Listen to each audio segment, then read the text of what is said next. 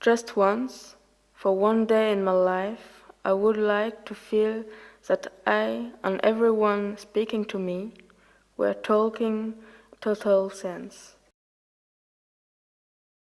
When fear takes hold of me, I make up an image. I was being manipulated while thinking, what do I know? She knows more about feelings than I do. Then thinking afterwards, fuck. Whatever decision she made wasn't about what she felt, which is maybe that's why she turned it on me and said I was the one that wanted to change. I never wanted any of them to want me. So I'm in dialogue with this chick.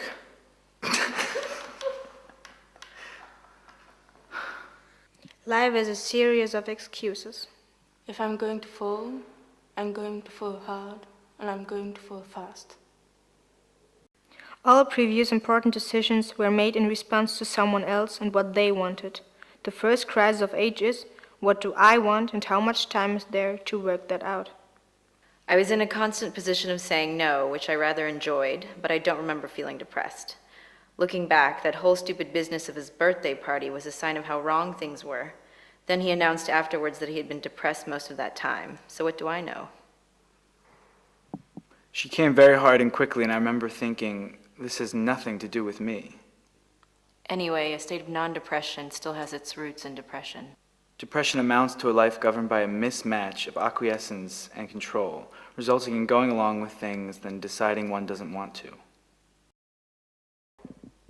I value my depressions because they define me as something I'm familiar with.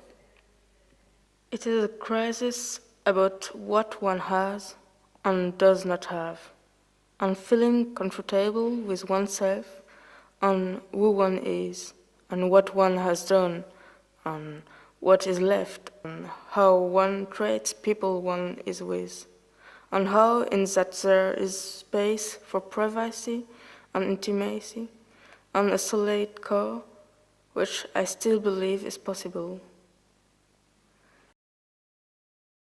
Most of the time, I feel like attacking everything, but I don't know if this is frustration or the method I should be adopting. That year we spent quite a long time doing up a house, and I told myself things were going okay when they weren't. The row on holiday must have been a delayed reaction to that. We were stuck in a pretentious restaurant, and she was telling me a story about a friend of hers who enjoyed reckless sexual escapades. He's guessable. I know him well, but I don't feel I know him. In arguments, he is quick to take an extreme position. It wouldn't take much to make everything generally much better. That's the frustrating thing. There is not much difference between the circumstance of feeling good and bad.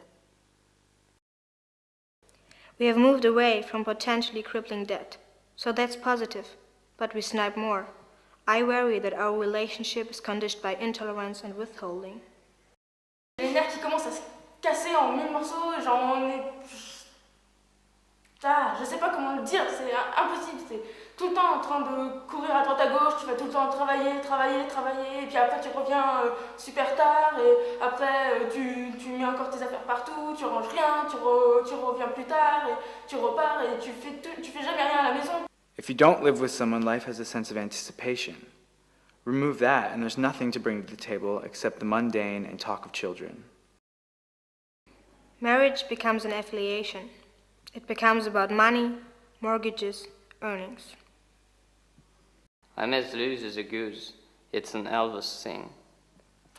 They're only words, man. They don't mean anything. I often think about being dead and the daily drizzle of family life, fuckless zones, reduction of expectation, any role except the one you want. And I'm thinking about my father now, on the cusp of turning into an old fool, with no sense of wisdom or progression, governed by naivete and susceptible to crushes. The desire to behave badly is just another fantasy because one uses relationships to hide behind, like a scared child. And so they all, each in his own way, reflecting or unreflecting, go on with their daily lives. Everything seems to take its accustomed course, for indeed, even in these desperate situations, where everything hangs in the balance, One goes on living as though nothing were wrong.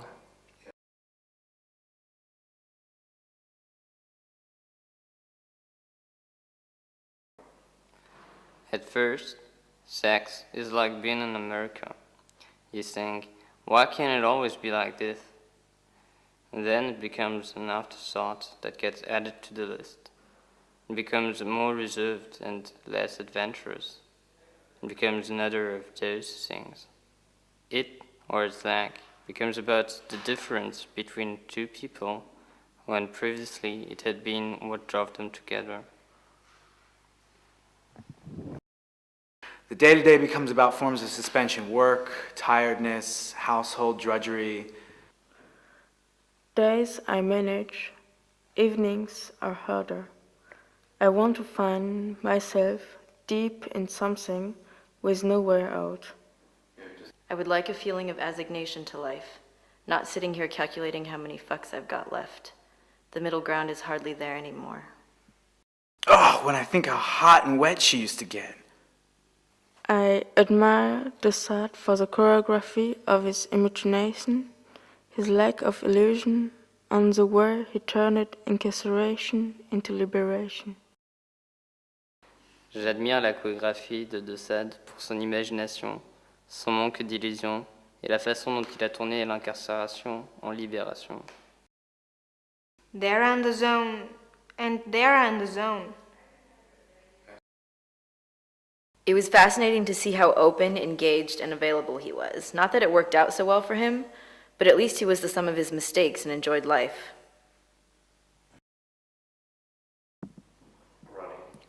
I'm as loose as a goose. It's an Elvis thing. They're only words, man. They don't mean anything. She read my evasiveness as a sign of non-commitment. Given the unresolved nature of religious agnosticism, I had an antipathy towards any kind of commitment. I guard my feelings so they only surface as anger or resentment. I would like to be able to talk freely. I want a life unconditioned by resentment, not always on the verge of aggression. I would like to fall in love before it's too late. I don't care who with. I complained about her passivity, and she complained there was neither the time, opportunity, nor inclination on her part, leaving me in the ridiculous situation of reading every remark and situation as indicators of a sexual mood when they are known.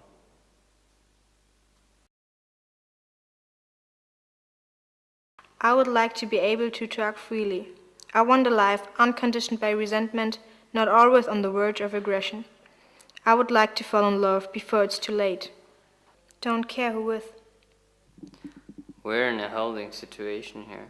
I'm running this one so close, even I don't know what it's about. We buried it pretty deep. Her days are numbered. Family life reduces me to feeling like a child again, to the limbo of waiting and doing only what is expected. I can't think of anything that separates people more than family life. As a child, I wanted to be a girl, so I could stay at home and not get sent away. In a sense, I adopted that lifestyle at the expense of adventure. There is a sense in which one becomes the reader of the unexposed text of one's parents' lives. I'm as loose as a goose. It's an Elvis thing. They're only words, man. They don't mean anything.